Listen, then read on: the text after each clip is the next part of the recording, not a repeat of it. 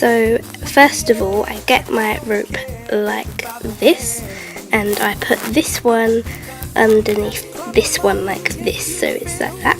And then with this one, I get a knot and I push it through here, but I don't let it go all the way. And then I hold it here at the top and I pull on this one like that. So it goes like that. It's gone a little bit wrong, but you get the idea, yeah? So it's a very long, so the horse would be like quite loose. So obviously you'd have to do it a bit tighter.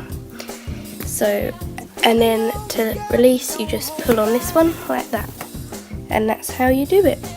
Okay, so I'm going to do it twice more for you guys. So first, this one under here, loop on here, push through, hold at the top and pull like so, and then to release that one. Okay, so now I'm going to do it quite quickly.